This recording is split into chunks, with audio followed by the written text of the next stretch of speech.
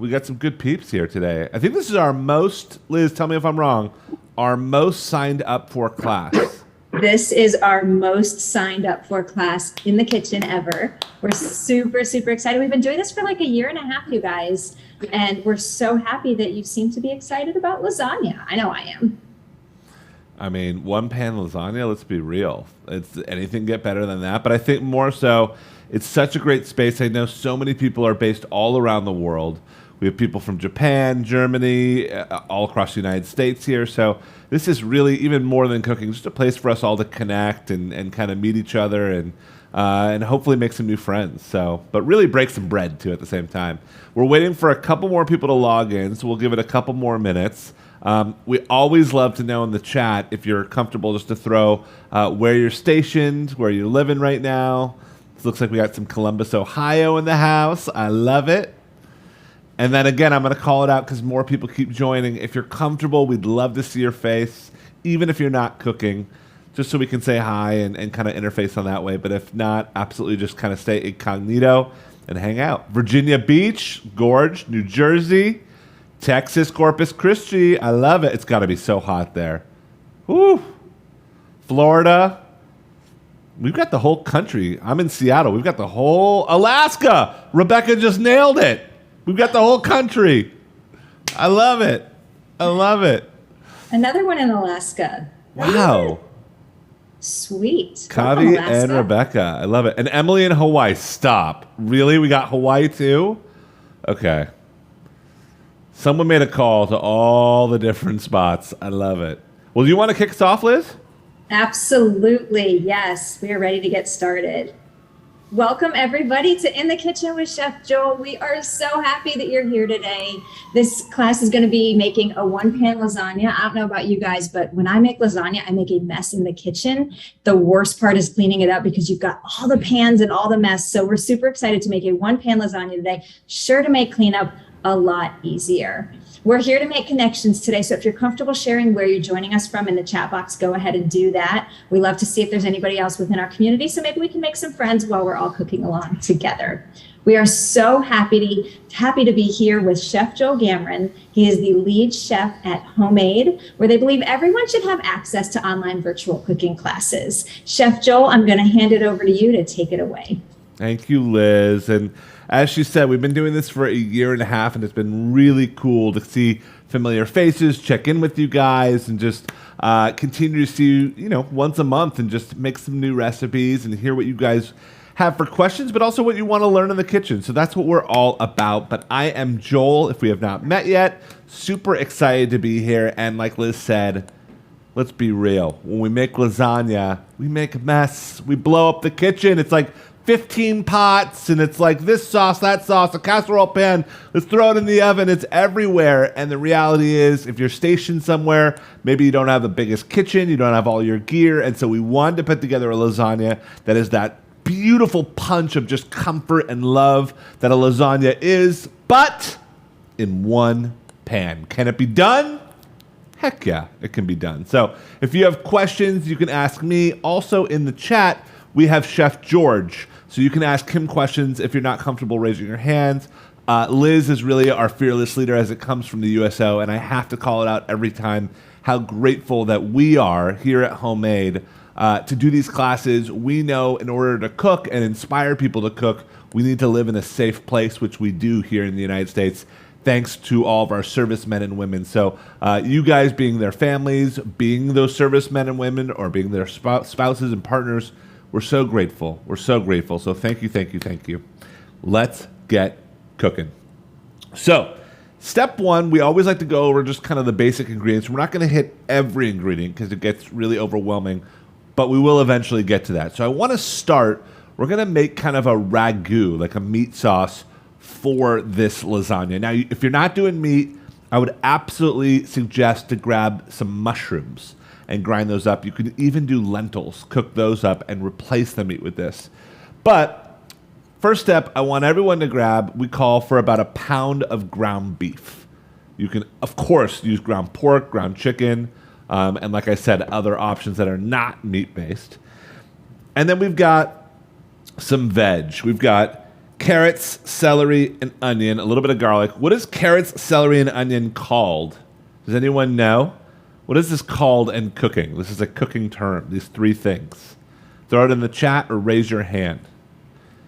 It's a little quiz to start off our day.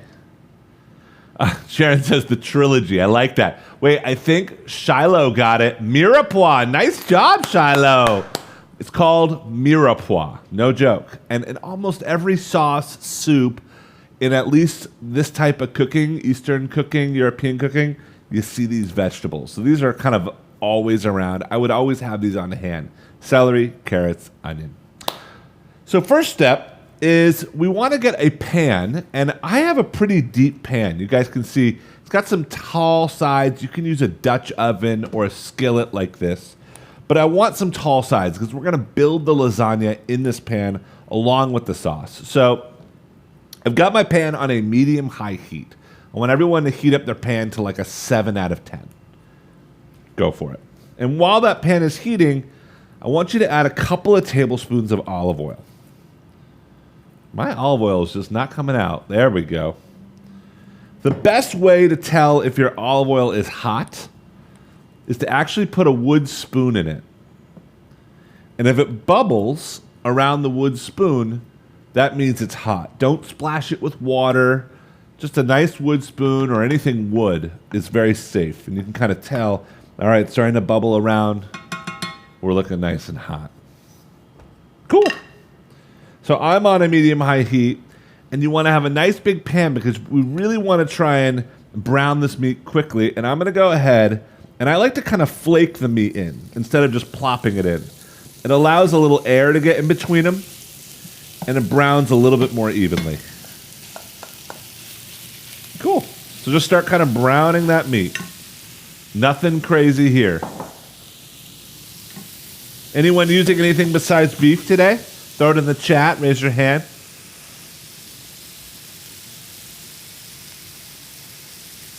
Love it. Okay. Cool. George, how we doing in the chat? Anything I need to answer? All right. We're good so far. So this is going to take a minute to brown. By the way, I like the wood spoon simply because you can do this. You can rest it in the pot, pick it up, and it will never get hot. You have a wood, you have a metal one. Woo!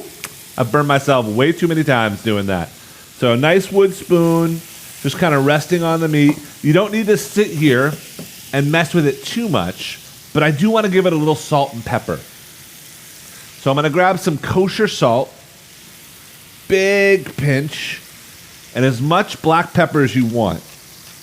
I like about 7 cranks, but it comes out to like a teaspoon. But totally up to you. And just kind of break up the meat a little bit. But for the most part, I don't want you to touch it. I just want you to kind of let it get brown, and we'll revisit in like a minute or two. Any questions? We doing cool? Thumbs up? Even virtual thumbs if I can't see you? All right. It's smelling. Oh, my God. I'm sorry. Good ground beef on the pan. Smelling good. Someone make a cologne out of this. I will buy it. My wife won't, but I will. You have no idea how many times I used to come home from the restaurant or teaching cooking classes smelling like garlic or fry oil or beef. I think I smell good, but my wife's like, you're on the couch. You're done. Unless you take like 2 showers. All right. So next up, we want to chop up all this mirepoix. Super easy. I don't want you to overthink it. And if you're not good with a knife, you can absolutely just put this in a little food processor. But I've got an onion that I took the skin off of, so I'm going to cut the onion in half. I'm only going to use half because this thing is literally the size of my head. I don't know where we got this onion. And I like to leave the back on the onion, and that way I can cut not all the way through the onion, leaving the back together, but just down into strips. And then I just cut those strips into little pieces, little chunks. That's the fastest way to cut an onion. Don't worry about it if some are a little bit bigger than the others. Don't worry about this piece. You can always freeze it and throw it in your stock or compost it. But I like to have that little piece. So there is the onion. That's a massive onion, man. It is onion season, so they're growing big right now. And then I got a couple carrots. You can peel them or not peel them. Totally up to you. I just like to give them a quick wash, cut them down the middle like this. Then just sit them on their flat side. Line them up like little soldiers. And just cut them down. Again, kind of the same size as our onions. It's kind of what we're looking for. And then last but not least is our celery. Actually, we actually have some garlic as well. But celery, just kind of chunk them up. Again, same size as everything else. I think, when I cut a lot of things and when I talk about knife skills, everyone's like, oh my gosh, especially a lot of people with the USO, you guys might not have your best knives on you. It might be wherever, you call home and maybe you're stationed somewhere where you don't have everything. I'm telling you, grab a food processor, use that pulse button. Saves you so much time. I know you have to clean the food processor later, but it's kind of worth it. All right, so let's just check the beef. It's starting to fry, and it starts to kind of turn noises from kind of a soft, you almost can't hear it, to like it gets really loud. And that means all the water out of the beef is starting to leave, and it's literally starting to brown in its own juices and fat, which is exactly what we're looking for. So about another minute here, and while we're waiting for that, I've got 3 cloves of garlic. Now, I've had a bone to pick with my USO family, you guys. A lot of people have written in saying, can I buy garlic that's already chopped in the jar from Trader Joe's or from the... I don't know how to get closer because this thing's huge. No, you can't. You cannot. You need to use fresh garlic. If there's anything here, fresh garlic and good Parmesan cheese. That's the key to this one pan lasagna. So we've got 3 cloves of fresh garlic, and I'm just going to smash them. And you can kind of chop those up rough and add it to the rest of the vegetables. So 4 vegetables here: garlic, onion, carrot, and celery. Couldn't be easier. And at this point, our beef is looking rather brown. It's starting to kind of caramelize. So I'm going to grab a bowl here. We're going to use this bowl later on. But I'm literally going to scoop the beef out with a spatula. So once it's brown, and it doesn't have to be like black. It could just be just a little, little caramelized, a little brown. Just remove it. I'm doing it with a spatula because I kind of want to leave the juices and the fat behind. And if you leave a little pieces of the beef in there too, that's cool too. Those will get a little more charred. But my goal is to get rid of most of it. This looks pretty good. Beautiful. And then I think we know what we do next. In those juices, in we go with our onions, carrots, celery, and garlic. Oh, it smells so good. This is why I think we all love lasagnas, because, man, it's just got layers on layers. All right, we're going to let these kind of cook. You can kind of toss them around a little bit, but in those juices, and even to this, I want to give a little salt and pepper. Oh, smells incredible. All right, this is a great time for me to pause. I want to make sure everyone's kind of caught up who's cooking along, and all your questions are being answered. So I'll recap real quick while you guys think of questions or need to catch up. But we just grabbed some beef, a little bit of olive oil in the pan, browned it, removed it, added carrots, celery, onion, and garlic, and now we're browning that in the same pan. We promise you one pan wonder. We're delivering. We are delivering. What questions do we got? Anything, George? Man, you guys are good. All right, well, a lot of questions came in before class, so I'm going to start hitting some of those up. First one is, do I prefer glass or metal pans for lasagna? That's a great question. I don't prefer either one. I guess if I had to choose, I'd go metal because it transfers heat a little bit better and gets you those crispy edges. But if you have a Pyrex casserole glass pan. That will work great. That's for the traditional way. We're going to do this all in this pan here, but I guess I would go metal over glass, but they're both great. Tricks to freezing for max freshness of lasagna. So the big trick to lasagna is, man, it is hot when it comes out of the oven. You do not want to bite right into that. You want to let it sit for at least 20 minutes so the cheese kind of sets, so the sauce sets. But if you're going to freeze it, I want you to let it sit for up to an hour. I want no heat. I want you to be able to touch the lasagna and have it not be hot at all. And what that allows it to do is not steam in the freezer.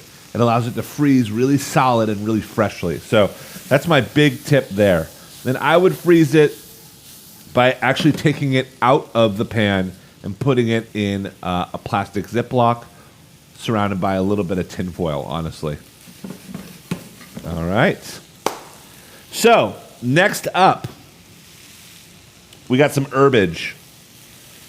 Look at these beautiful herbs. All right, question number 2. I'm going to hold them up here.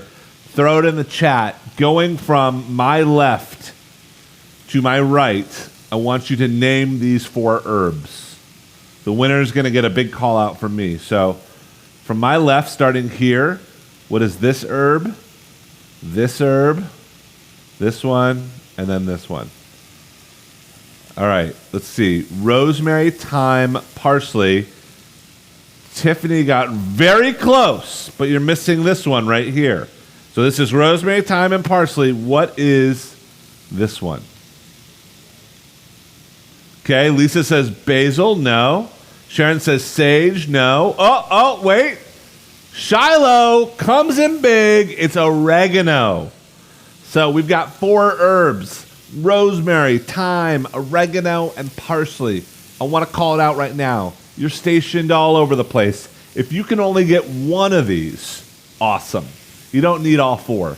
They're all great. That's why we included them all 4, and they all dance together. But if all you can do is find one of them, that's fine. Totally fine. So I'm going with stems and all, and I'm going to kind of bunch them up. I guess the one stems I'm going to let go of is the rosemary. So I just like to peel the little leaves off the stem. And I've got a tablespoon of every herb. You can totally use dried herbs instead of fresh, by the way. All right, and then the rest of the stems, even the thyme, I don't really... You can kind of strip the thyme a little bit if you want, but even a little thyme stem is not the end of the world. And then I'm just going to take my knife, and I'm just going to run through these herbs. And the best way to do this is to put your hand down on the board.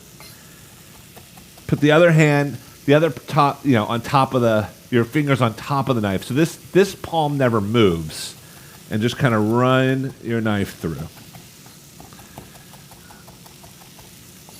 It's just a basic mince. And again, you're not comfortable doing this, food processor, I'm telling you. All right, this looks great. You want to take it nice and small because those stems, a little bit of the stemage is in there.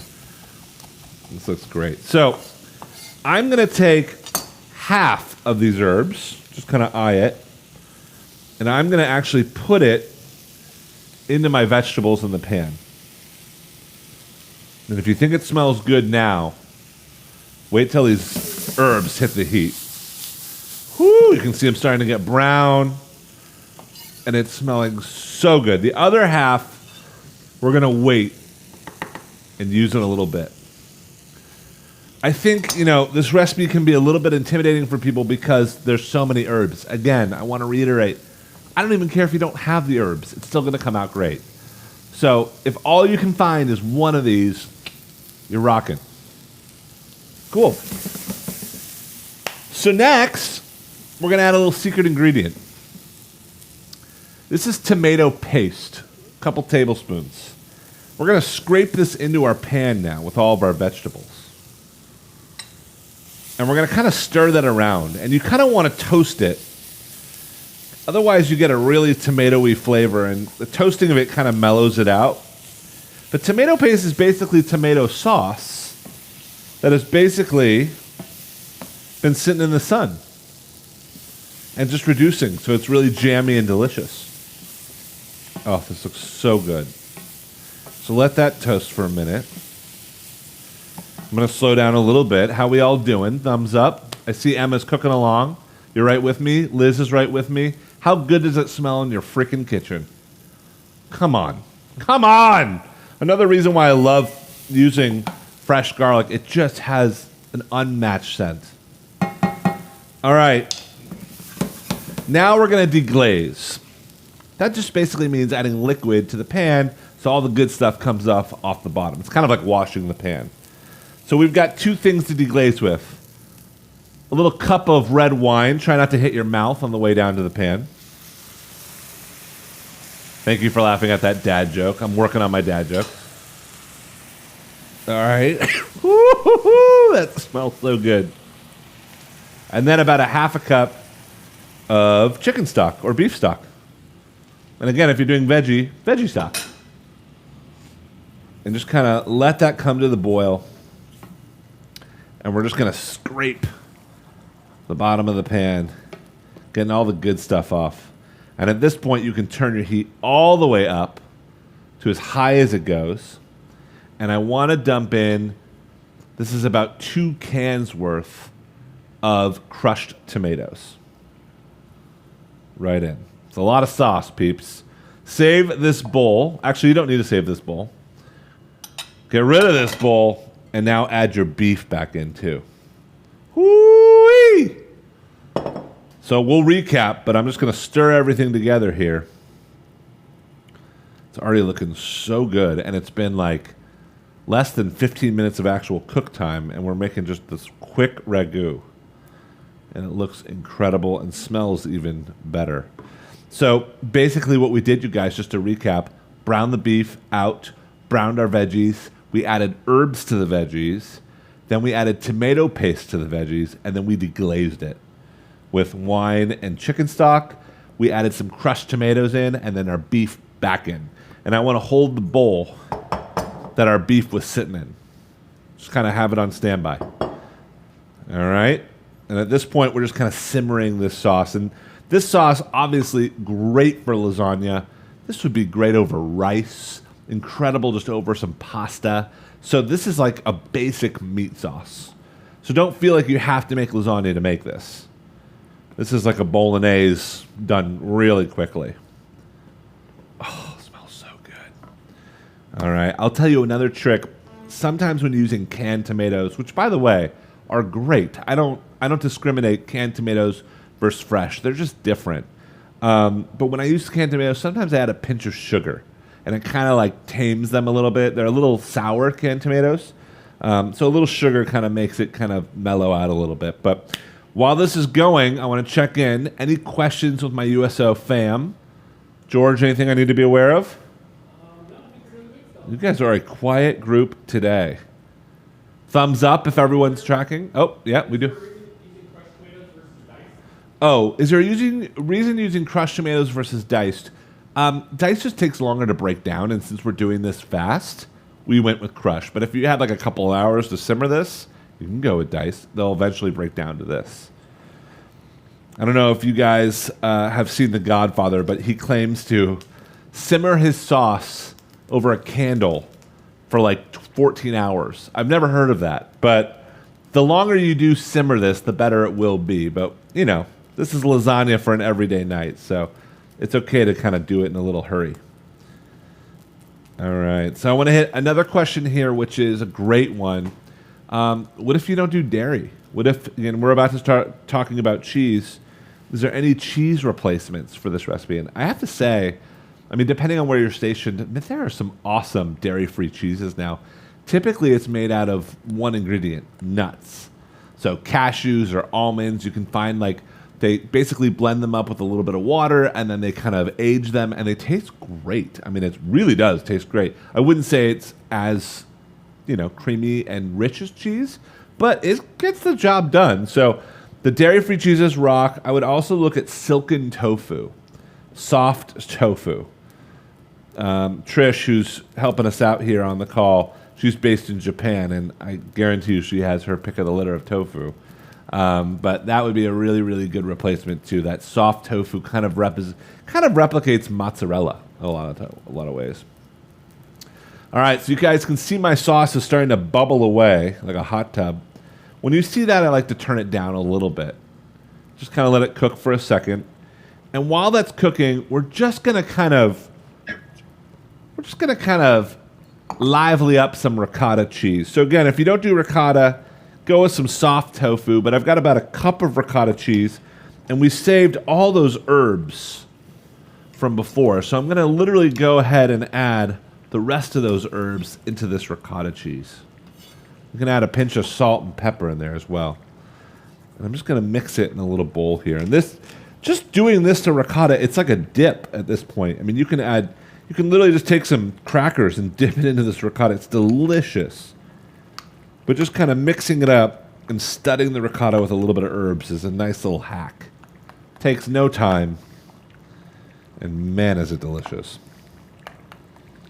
All right. So, to build the actual lasagna, we've got 3 cheeses. Ricotta, with our herbs in it. We've got some beautiful shredded mozzarella. The mozzarella that are balls, those are so good. Oh, but I love those for salads. I love those for, honestly, non-cooked things. These shreds of mozzarella that you can find anywhere, I like to cook this. It gives you that stretch that we all love and know from lasagna. So I've got about a cup of beautiful shredded mozz, and then I've got some Parmesan cheese. Now, I'm going to go on a 1-minute riff on Parmesan cheese, but it ain't no Parmesan unless it has that stamp. So take a screenshot, take a mental memory, I don't care, but it's like when you buy Parmesan at the store and it comes in a little box already grated and they say it's Parmesan, that's like calling like sparkling apple juice champagne. It's not the same thing. This is champagne. This is the stuff. It's got to have these little bumps on it.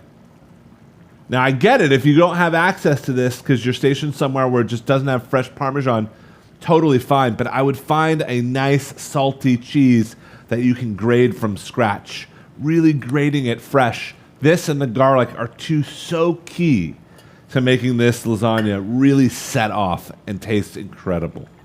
A lot of people like pecorino cheese too, which is a sheep's milk cheese. It's a little saltier, but really, really good. So 3 cheeses, ricotta, mozz, and parm. Now, I do want to go and answer, there was a lot of questions before the class regarding the pasta. So lasagna noodles, typically at the grocery store, you buy them like this. They're dry, and they're super easy to work with. There's 3 types of lasagna noodles. There's the dry ones that you need to cook ahead of time. There's pre-cooked ones that look dry, but honestly they're pre-cooked, meaning that they only take a couple of minutes to cook, which is what we have today. Or you can buy fresh lasagna, or make it, which is literally fresh pasta dough, egg, and a little bit of flour. And nowadays, at a lot of grocery stores, you can find that. And if you can't find that, you can get wonton wrappers and use that. They're not as big, but it's the same idea. So up to you if you want to go fresh, dry, or semi-dry. We're going semi-dry. So these cook in the sauce, which we like, because it saves you that step for having to cook it and then place it in the sauce. If you have dry lasagna and that you just got from the store, you want to boil it like pasta, strain it, and then do this process that we're about to do. But I find that these are the easiest. So I'm going to pause there because that's a big combo. Any questions about that? No? That all made sense? I did a good job explaining?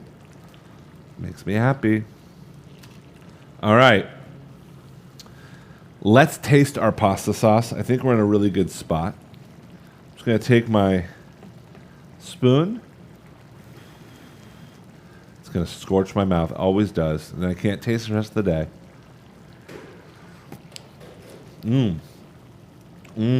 Oh, that's dangerous. Ooh, that's dangerous. That's good. That red wine. I have to go with a little more salt. I'm a chef, but up to you. If you're watching your salt, go with a little glug of balsamic vinegar. It still helps it pop the way that salt does. And then I like a little heat. So a little more black pepper for me. Chili flakes would be rock on too. Totally up to you. Oh, this looks so good. All right.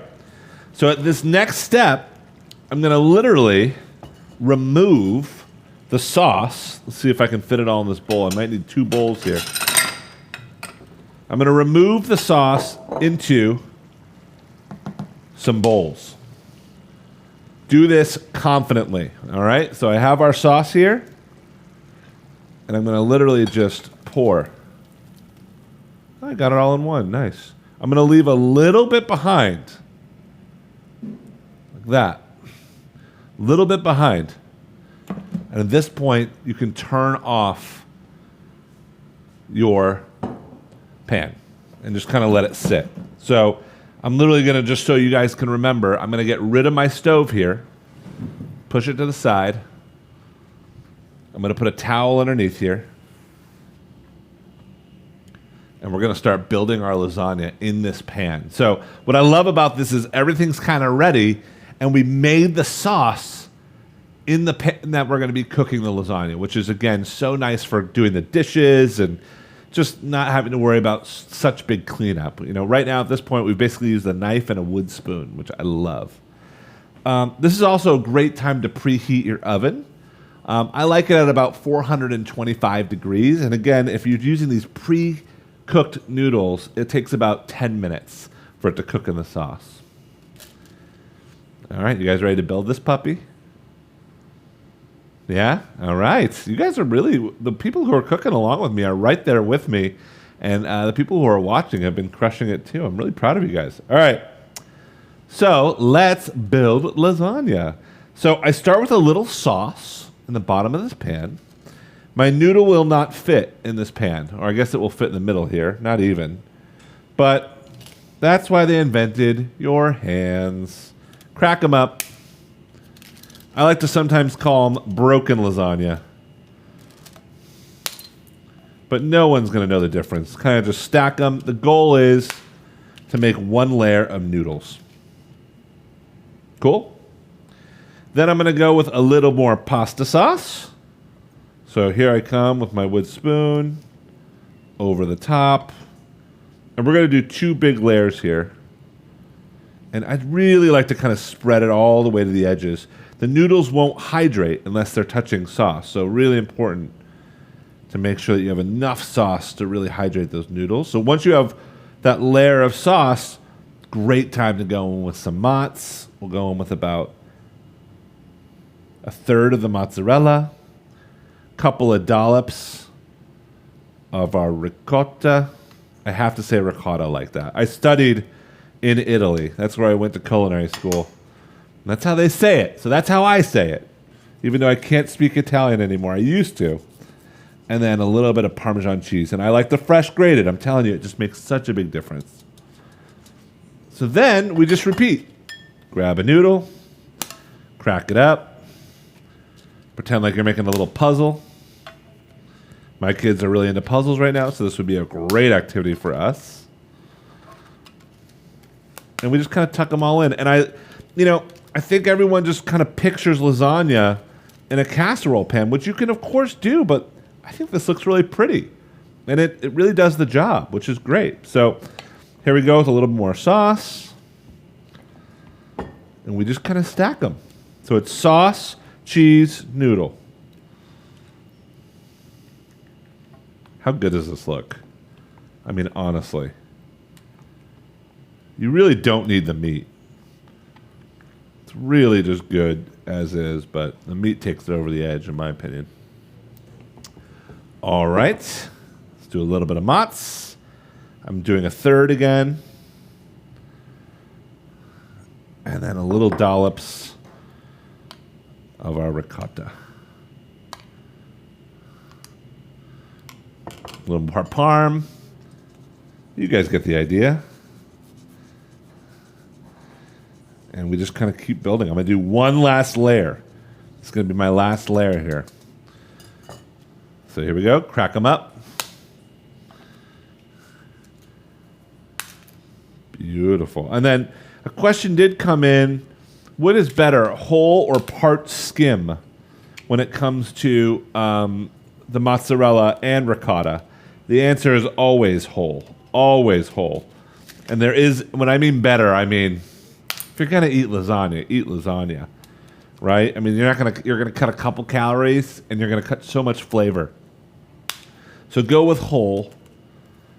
But if you were really trying to make this healthy and you didn't want to use the pasta, you can, of course, thinly shave some zucchini, layer that in. You can brown off some eggplant, make like a stacked eggplant parm. So you don't have to have this big, huge, heavy meal. It can be light, but and in that case, part skim is great. But if you're going this recipe, I'd go the whole milk. The whole Magilla. And then at this point, speaking of whole Magilla, the rest of the sauce goes right over the top. Oh, man. So beautiful. And then a couple more dollops of our cheese. It's so pretty. It's like a little pizza. Amazing. The rest of our mozz. Make sure to get everywhere and anywhere you can. Beautiful. And then a little bit of that parm. Do you guys love the mess I'm making? I am a messy cook. But I think it's a beautiful mess, to be honest. It's a controlled mess. Amazing. Perfect. So at this point, man, I have a behemoth of a lasagna in this pan. It is heavy. I'll show you guys a little side view here so you guys can check it out. Woo-wee! That's probably like 10 pounds. I'm not even kidding. Oh. Looks incredible. All right. So at this point, I'm making a little space. And we've got our skillet lasagna ready to go. Look how beautiful that looks already. I'd face plant in that. It's not hot. All right, I'm going to do a little cleanup job here for a sec. But at this point, you don't have to cook this. So if you want to wait and, people are going to come home for dinner later on, you can absolutely throw a little tin foil over this or some plastic wrap and stick the whole skillet in the fridge. And that way, when people show up for dinner, you can just literally take it out of the fridge and pop it into the oven. So up to you if you want to do it now or later. This will stay good for 2 days in the fridge. So 2 days. If you don't cook it now, you have 2 days to cook it. Otherwise, the cheese and the beef and all that starts to get a little wonky. So in the magic of homemade food television, I did not want you guys to have to sit around and watch me cook this, but I will show you guys a little swap out here. So here is our raw. Here's our finished. See there, beautiful. So say goodbye to the raw. We will cook that for our team later on, I'm sure. Everyone will be excited about that. And here's our gorgeous finished lasagna. And over the top, at this point you should know me, I like a little more cheese. The fresh stuff. And this is set. This has been sitting around for about 30, 40 minutes, so it's perfect temperature to start to kind of get in there with a spatula and really pull out a nice piece. Look at that. Oh, wow. I'll show you a little side view so everyone can kind of see what's going on my plate here. I'm sorry, but that just looks like lasagna. No one would know the difference that this was cooked in one skillet, that this was cooked in less than an hour, that it was made from scratch. Look at that thing. It's beautiful. Chef Joel, I'm curious, do you have a favorite side with your lasagna? Are you a bread person? Are you a salad person? What's your favorite? Let's be real, though. I'm a bread guy, garlic bread with lasagna, but I'm in a food coma after that. So, you know, a Caesar salad next to my lasagna is probably a better choice. Yeah, but I mean, let's be honest. This is why I love lasagna and I love this dish. It's a meal in itself. So I'll give it a try. Let's see how we did. And by the way, I know you guys aren't going to bake yours now, or if you do, you won't have it ready. So please make sure to tag us on Instagram at @withhomemade. At @withhomemade. We'd love to celebrate you and see what you made. But let's dig in here. We've also got a brand new Instagram account for the USO military spouse world. And so when you're tagging with homemade, also tag at USO Mil Spouse, and we'll share your stuff in our Instagram stories as well. Please do. Thank you for calling that out, Liz. You guys, this is why lasagna is like everyone's favorite. Yes, you get the noodles, but it's creamy, then rich from the ragu, and then noodles, creamy, then rich. It's like, it's just dancing on the tongue. I love this dish. And once it's cooked, it's good in the fridge for up to probably 4 days or so. And again, in the freezer, well wrapped, probably a good 3 months. I guarantee you. I know a lot of people here have made lasagna, but a lot of people probably have not made one pan lasagna. I think it outbeats the real deal. I'm not kidding. It is really good. Really good. What last questions do we got? I liked Liz's question. Oh, and one question that says, does it work with the same if you make it gluten-free? 100%. There's so many good gluten-free lasagna noodles now.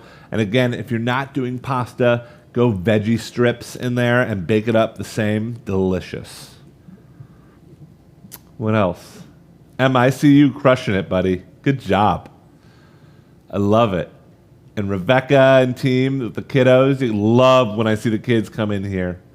Well, you guys, that is our program for today, and I cannot tell you how grateful, again, I am to be able to do these classes with you guys. What a great turnout. Honestly, I think it's one of our top, almost 40 people, which is fantastic from around the world, as you can tell.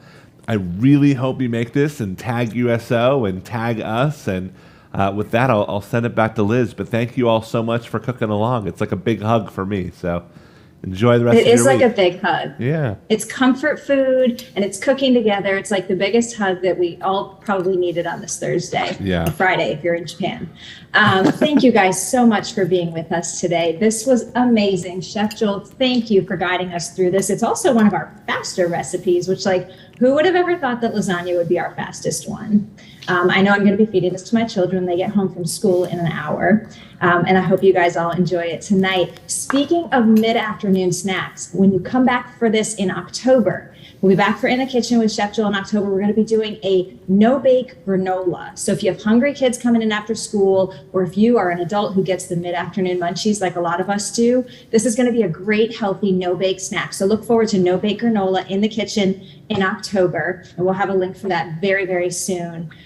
Thank you guys so much for being here. Again, share your pictures with us on social media. Make sure you tag us. We'll share your stuff. We love to see it. We're so glad you were here. We hope you made some great connections. We look forward to seeing you guys next time with us in the kitchen. Have a good one.